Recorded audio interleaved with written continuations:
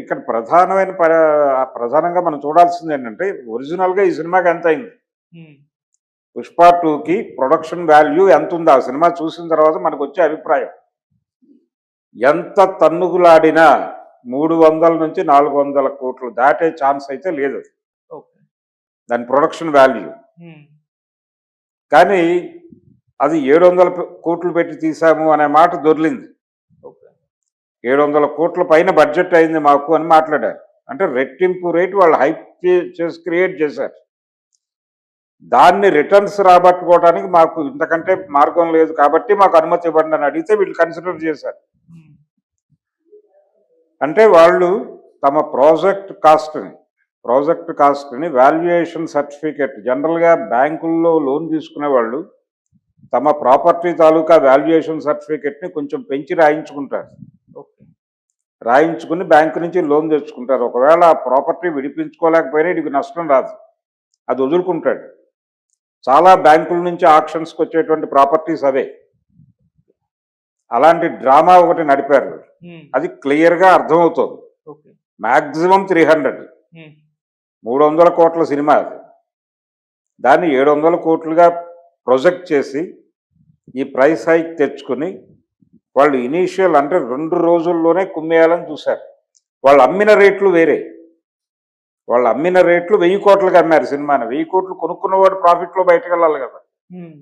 అందుకని ఈ price hike, premieres దాని ద్వారా కొంత సేవ్ చేశారు. వెరీ మార్నింగ్ షో టాక్ వచ్చే లోపే వాళ్ళు పెట్టినటువంటి ఇన్వెస్ట్మెంట్లో మెజారిటీ షేర్ వచ్చేయాలి. అది ప్రోగ్రామ్. ఆ వ్యూహం వర్కౌట్ అయింది ఆ సినిమాకి. ఇప్పుడు కూడా ఈ సంఘటన జరిగిన నేపథ్యంలో ఇండస్ట్రీకి కొంచెం ఒళ్ళు దగ్గర పెట్టుకుని వ్యవహరించాలి. గ్రాంటెడ్గా బిహేవ్ చేస్తే ప్రభుత్వాలు క్షమించవు అనేటువంటి కొంచెం భయం నేర్పించే ప్రయత్నంలో ఉన్నాడు రేవంత్ రెడ్డి. ఆ భయం నేర్పించడం కోసం ఆయన శాంతి భద్రతలు ఇవన్నీ మాట్లాడాడు వాళ్ళతో. ఇండస్ట్రీకి సంబంధించిన ఇతర సమస్యలు వాటి పట్ల సానుకూలంగానే ఉంటామని చెప్పారు. దాంతోపాటు ఈ విషయాల్లో నాకు ఇది కావాలి. రెండోది ఆయన కోరింది ఏంటంటే డ్రగ్స్ ఇలాంటి విషయాలకు సంబంధించి కొన్ని ప్రమోషనల్ వీడియోలు కావాలని గతంలోనే కోరాడు. ఈ ప్రమోషనల్ వీడియోస్ ఎవరో ఒకరితో చుట్టేసి పంపిస్తున్నారు కొంతమంది. అది కాదు. ఏ సినిమా కోసం మీరు మా దగ్గరికి పర్మిషన్ల కోసం వస్తున్నారో ఆ సినిమా హీరో హీరోయిన్స్తోనే చేయించండి. అది చేయిస్తే దాని ఇంపాక్ట్ ఉంటుంది అనేది సీరియస్గా చెప్పినట్టుగా మనకు తెలుస్తున్నటువంటి విషయం. అంతకు మించి ఆయన పెద్ద కోరికలేం కోరలా. ఆ 3 ఆటలు మర్చిపోండి అన్నాడు. ఆ 3 ఆటలు టెంపరీగా మర్చిపోండి. పరిస్థితులు సానుకూల పడితే భవిష్యత్తులో తిరిగి సమీక్షించి చేయవచ్చు. అయితే కోమటిరెడ్డి వెంకటరెడ్డి గారు ఒక మాట అన్నాడు, సినిమా సందేశాత్మకమైతే అప్పుడు స్పెషల్ రివ్యూ చేసి ప్రజలకి ఉపయోగపడే సినిమా అనుకున్నప్పుడు ఆ స్పెషల్ కన్సిడరేషన్ ఇస్తాము, ప్రతి సినిమాని రివ్యూ చేస్తామనే మాట అన్నాడు ఆయన. ఒకవేళ రేపు సంక్రాంతికి గేమ్ చేంజర్ అనేది ప్రజలకు ఉపయోగపడే సినిమా, అది ఎన్నికల వ్యవస్థ మీద కామెంట్స్ ఉన్నాయి. దానిలో వ్యవసాయ రంగానికి ప్రభుత్వం ఇస్తున్నటువంటి సహకారానికి సంబంధించిన కొన్ని అంశాలు ఉన్నాయి. ఈ నేపథ్యంలో అది ఒక సందేశాత్మక చిత్రము అనేటువంటి కేటగిరీలో వాళ్ళు కన్సిడర్ చేస్తే దానికి ప్రీమియర్స్ వేసుకోవడానికి 1500 నుంచి 10,000కి అమ్ముకోవడానికి పర్మిషన్ ఇవ్వచ్చు. అది ఛాన్స్ ఉంది, ఇంకా టైం ఉంది కాబట్టి చూద్దాం. ఈ ఫస్ట్ మీటింగ్లో అయితే ఆయన పర్టికులర్గా ఈ విషయంలో రిజిడ్గా ఉన్నాడు. ఆ రిజిడ్గా ఉండటం అనేది కనిపించింది. నష్టపోయే ప్రమాదం ఏం లేదు ఇండస్ట్రీ.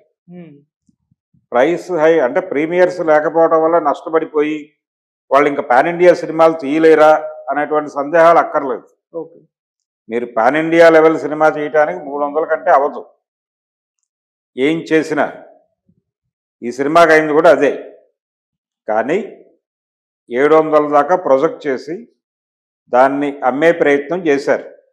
దాని మీద వీళ్ళు ఆశించిన దానికంటే 300 కోట్లు అదనంగా వచ్చింది.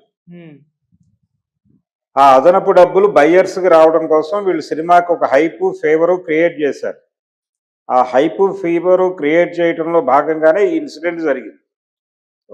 అందుకని ఇలాంటి ఇన్సిడెంట్లు జరగకుండా థియేటర్ల దగ్గర కేర్ తీసుకోండి అని చెప్తున్నాడు ఆయన. ఉమ్, ఆల్రెడీ ఆ కేర్ కార్యక్రమం మొదలైంది. సంధ్యా థియేటర్లో గేట్స్ ముందు బారికేట్లు పెట్టేటువంటి కార్యక్రమం, అలాగే ఇతర మార్పులు చేర్పులు చేస్తున్నారు. ఎక్కువ మంది రోడ్డు మీద నిలబడకుండా స్ట్రైట్ అవే థియేటర్లోకి అలౌ చేసేటువంటి ఒక ప్యాసేజ్ ఏర్పాటు చేయడం కోసం కొన్ని మార్పులు చేర్పులు చేస్తున్నారు అక్కడ. ఓకే. పని మొదలైంది. అందుకని అరవింద్ గారు కాన్ఫిడెంట్గా చెప్పగలిగాడు, ఇలాంటి సంఘటనలు పునరావృతం కాకుండా చూసుకుంటాము అని. ఉమ్, ఆయనకు కావాల్సిందే అదే. వీళ్ళు సబ్మెసివ్ గాను కన్ఫెసివ్ గాను తన దగ్గరకు వస్తే ఆయన సానుకూలంగా స్పందించడానికి సిద్ధంగానే ఉన్నాడు. సినిమా పరిశ్రమ వర్సెస్ రేవంత్ రెడ్డిగా ట్రీట్ చేశారు ఈ విషయాన్ని. ఉమ్, అలాగే ప్రొజెక్ట్ చేసే ప్రయత్నం చేశారు మీడియా నుంచి కూడా. అటువంటిది ఏమీ లేదు, ఇది అనవసరంగా కల్పిస్తున్నటువంటి కథనం. ఇన్సిడెంట్ జరిగింది కాబట్టి మేము రియాక్ట్ అయ్యాం తప్ప ఇంతకు ముందు మీ పట్ల ఏమన్నా వ్యతిరేకంగా ఉన్నామా మేము? మీరు కదా అడిగింది టికెట్ల రేట్లు పెంచుకుంటామని, మేము సంతకం పెట్టాంగా. 2 రోజులు డిలే అయి ఉండొచ్చు, వీళ్ళు అప్లికేషన్ పెట్టాక 2 days కన్ఫర్మ్ కాలా. ఏది ఈ ప్రీమియర్స్కి సంబంధించి కన్ఫర్మేషన్ రాకుండానే టికెట్లు అమ్మారు. కన్ఫర్మేషన్ వచ్చాక 1200కి అమ్మారు, కన్ఫర్మేషన్ రాకముందు 3000కి అమ్మారు. ఉమ్, ఇది కండిషన్. ఓకే. అంటే వస్తుందనే కాన్ఫిడెన్స్తో ఉన్నారు. ఆయన హామీ ఇచ్చి 2 days టైం అడిగారు. వాళ్ళ అధికారులతో మాట్లాడుకుని నెమ్మదిగా సాల్వ్ చేశారు దాన్ని. అంత కన్సిడరేషన్ ఇచ్చినప్పుడు మీరు చేసిన పని ఏంటి అనేది ప్రశ్న. ఉమ్, మీరు ప్రాపర్గా వ్యవహరించక మీరు తలకాయ నొప్పి తెచ్చుకొచ్చి మాకు మళ్ళీ మీరే విమర్శలు చేసేస్తే అలా. సో మేము కొన్ని రూల్స్ అండ్ రెగ్యులేషన్స్ పెట్టుకోదలుచుకున్నాం మీతో వ్యవహరించేటప్పుడు. ఓకే. అకార్డింగ్ టు ఆ rules and regulations me behaviour ఉంటే మేమే అభ్యంతరం చెప్పం.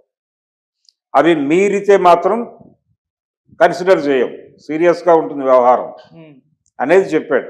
ఓకే. దాని పట్ల వీళ్ళు కూడా సుముఖంగా వ్యవహరించక తప్పని పరిస్థితి. అందరూ హంబుల్గానే ఉన్నారు, ఒబీడియంట్గానే మీరు ఎలా చెప్తే అలా అనే పద్ధతిలోనే వ్యవహరించారు. ఉమ్, ఈ టిక్కెట్ల రేట్లు పెంపు అనేది ఉండదు కాబట్టి నష్టపోతుంది, పాన్ ఇండియా సినిమాలు ఉండవు తెలుగు నుంచి, ఇంకా లోకల్ మార్కెట్ సినిమాలే అని అనుకోనక్కర్లేదు. ఆల్రెడీ థియేటర్లలో ప్రైస్ పెంచుకోవడానికి పర్మిషన్ ఇస్తారు. కేవలం 1200 నుంచి 3000కి టిక్కెట్లు పెంచుకునే అధికారం మాత్రమే కోల్పోతారు, అది కూడా 3 ఆటలకి మాత్రమే. ఓకే. 3 ఆటల తర్వాత ఎలాగూ పనిచేయదు ఆర్డర్. ఉమ్, 4వ ఆట నుంచి వారు చెప్పిన ఈ 700 350కి అమ్ముకోవాలి. ఉమ్, ఆ 700 350కి ఈయన అడ్డం కాలు పెట్టలా. ఓకే. మీరు 100 రూపాయలకే టికెట్లు అమ్మాలని అనలా. ఆ తర్వాత మీరు ప్రీమియర్స్ ప్రైస్ హైక్ ఈ 2 తప్ప మిగిలింది ఏదైనా ఓకే అన్నాడు. సో ఇబ్బంది ఏం లేదు. ఓకే. సింగిల్ స్క్రీన్స్లో అవకాశం ఉండకపోవచ్చు కానీ మల్టీప్లెక్స్లో స్క్రీన్స్ పెంచుతారు.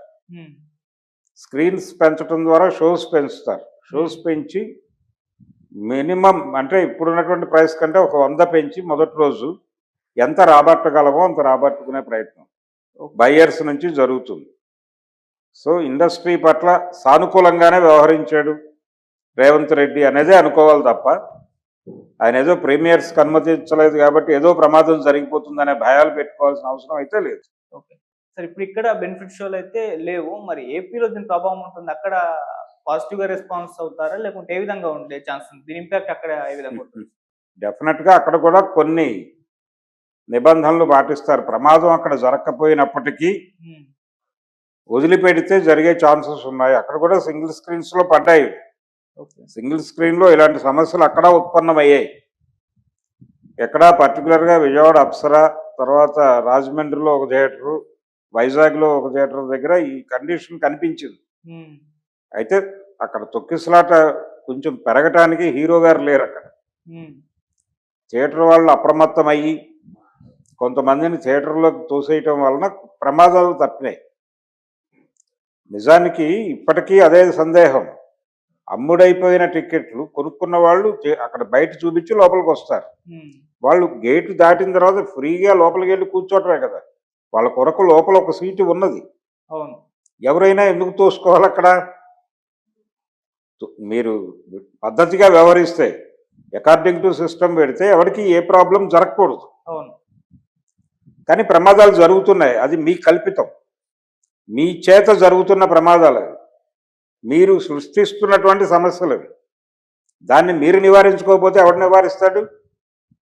అందుకని ఇండస్ట్రీకి ఇది కొంచెం వార్నింగ్. దీన్ని ఏపీ గవర్నమెంట్ కూడా సీరియస్గానే పట్టించుకుంటుంది. ఓకే. పట్టించుకుని కొన్ని లిమిటేషన్స్లో మల్టీప్లెక్స్లో వేసుకోండి, సింగిల్ స్క్రీన్స్ జోలికి రాకండి అనే ఛాన్స్ ఉంది. ఓకే. సింగిల్ స్క్రీన్ వాళ్ళు కూడా ఆల్రెడీ ఒక సమావేశం పెట్టి చెప్పారు, ఈ బెనిఫిట్ షోస్ వలన మాకు అదనపు తలకాయ నొప్పే తప్ప ఆదాయం లేదు అని. వీళ్ళేమి మాకు పర్సంటేజ్ ఎవరు? వాళ్ళు 1200 టికెట్ అమ్ముకున్నా మాకు కట్టే రెంట్ 3000. 3000 నుంచి 10,000 వరకు ఉంటాయి థియేటర్ రెంట్లు. ఓకే. ఆ 10,000 పడేసి 10 టికెట్లలోనే 10,000 తెచ్చేసుకుంటున్నారు అక్కడ. మాకేమిటి ఉపయోగం? వాళ్ళు ఎంత కమ్ముకుంటే మాకు పెడుతోంది ఏమిటి, మట్టే కదా అని చెప్పి వాళ్ళు మొన్నే ప్రెస్ మీట్ పెట్టి మరీ చెప్పారు. పర్మిషన్లు ఇవ్వటం అనేది ప్రభుత్వం గొడవ. పర్సంటేజ్ డిసైడ్ చేస్తే మేము ఆలోచిస్తూ ఉన్నారు. పర్సంటేజ్ కాకుండా మీరు రెంట్ పద్ధతిలో ఆడితే మాకు వచ్చేది ఏమీ లేదు అనేది వాళ్ళ గొడవ. అందుకని సింగిల్ స్క్రీన్స్ అవాయిడ్ చేసి మల్టీప్లెక్స్లో మీరు స్పెషల్ షోస్ వేసుకోండి అని ఏపీ గవర్నమెంట్ తీర్మానించే ఛాన్స్ అయితే ఉంది.